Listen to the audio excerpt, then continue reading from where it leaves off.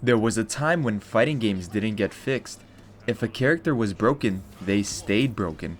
Did patches make fighting games better, or did they change them forever? In this video, I just wanted to start a little discussion on how patches evolved through, arcade fighting games up until the modern era. We're going to be talking about the pre-patch era and the modern patch culture, and we're going to see if they evolved for the good or for the bad. The question isn't whether patches are good or bad per se, it's whether fighting games feel different because of them and how our culture relates to the over reliance on patches. So, a long time ago in the pre patch era, older fighting games were arcade cabinets and they were final.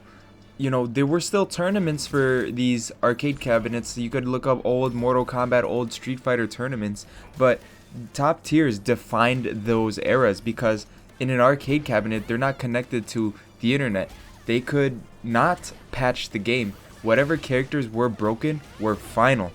And trust me, there were a lot of broken characters. There were even characters that would end up getting banned in tournaments due to how broken they were.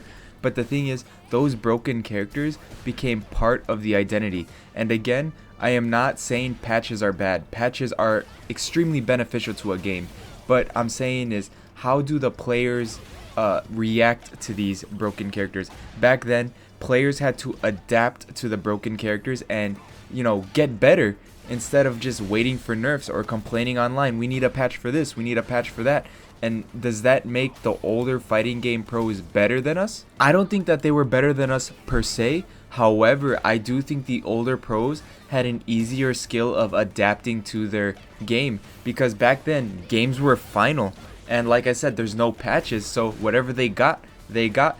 And compare that to the modern patch culture. If you go look at today, we get frequent balance updates. We even have dev communication. We have community feedback that heavily influences changes, especially in fighting games, and the tier lists constantly change. So the meta is always never final. In games like Street Fighter 6, Tekken 8, Mortal Kombat, the meta shifts so constantly. So if there's a broken character, we just get complaints and complaints and complaints until the devs patch it. Back then, if that character was broken, the pros or the players, they didn't complain. They knew that they couldn't do anything about it. So what they did is they found ways around it. They adapted to the playstyle of that broken character. And this kind of builds an idea that these modern fighting games are never really truly finished because they constantly get patches even after DLC and all post-launch content fades away. We still get patches for these characters. There's still teams on these fighting game dev teams that are working on these older games. But however, I do think that these patch notes are very beneficial for games. They gave us fairer matchups, less frustration, longer competitive lifespans, and even dev accountability, because sometimes the devs are like, yeah, we fucked up. We made this character severely imbalanced. And then when I say fairer matchups, you don't always have that broken character. It seems nowadays in fighting games, every character is viable. Obviously, there is a tier list and there are characters that are better than others. But at least in my cases, when I look at games like Mortal Kombat 1 and Street Fighter 6, the modern fighting games that I know best, there isn't really a bad character per se. Everybody is viable in their own way. It just means that if a character is higher up on the tier list, it means that they're easier to play and they have more, quote unquote cheese that they could do. Whereas the lower characters, they are still good. You could still beat these higher tier characters. However, you might just need to put in a little more effort in learning that character and labbing and things like that. So with these patch drops that are in modern games, there are some things that we lose, subconsciously, and some things that we may miss. Obviously, these are broken characters, but we always had these era-defining characters, and they just disappear quickly. If there's a broken character in a modern game, they get patched out quickly, and then they drop in the tier list. Like I said, back then, there were no patches, so we had characters like Sagat from Street Fighter 2, where he was literally insane. He had insane damage, zoning, and his normals were good. And the players, they didn't ask for nerfs. They learned how to survive Sagat. Another one that comes to memory is Cabal from MK9. I remember that he had like a near perfect kit. He had safe pressure, zoning damage, and I remember people would make memes about it. They'd be like, MK9 Cabal, like as if it's like a warning or something. And you may ask, well, these characters were broken, it's good that they got patched out. Well, I think that these characters, they didn't just win tournaments, they defined whole eras. You learned the game by learning how to deal with these characters, and that's the contrast to modern patch culture. Today, a character like this lasts weeks at most, not years. Back then, they were the whole game. Also, now we have less time to master a meta, which means that we constantly have to sort of adapt to a new meta and then change it, and then when things don't go our way, players just beg for patches instead of adapting. And this also punishes character loyalty, because with these constant patch era, you know, there's sudden nerfs all the time, so it makes it hard for, you know, character loyalists to play and stick to the character they love. Now this is where the psychology comes in. You know, patches changed people's mindsets, not just gameplay.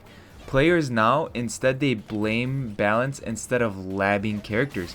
There's always something to complain about in this modern era. Like these players now, they're always online writing on their keyboard, you know, like complaining about something, and they expect the devs to fix their frustration.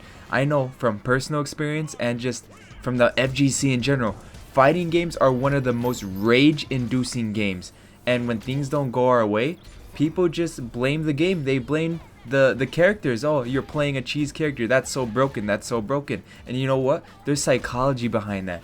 Usually, you know, if you take a look at a team game or something like that, say like Rainbow Six Siege or even like Call of Duty, and if your team doesn't do well, these egotistical people, they blame their other teammates, right?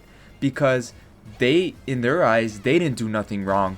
In their eyes, the teammates did something wrong. Even they could be the worst player on the scoreboard, and then they'll just pull some bullshit and blame your teammate, right? It's like that in every single team-based game. You've seen it all the time. But the thing is, in these fighting games, they don't have teammates to blame. They can blame nobody but themselves. But obviously, they don't want to blame themselves. So what's the next best thing? They'll blame the game. And that's why it became a toxic environment. And they developed a mentality as they want the developers to fix their frustration, because if something goes wrong, they're not constantly winning 24/7.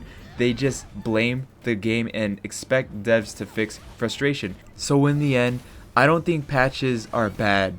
Patches didn't change the tier lists. They changed how we think.